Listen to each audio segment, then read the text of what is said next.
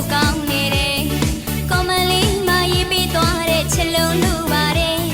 မစင်ညာမှာလာပြောထားတဲ့ချစ်မိသွားပြီတဲ့ဘိုင်ဘာလေးမရေးပို့ထားတဲ့ချစ်ခွင့်ပေးပါတယ်ချစ်တဲ့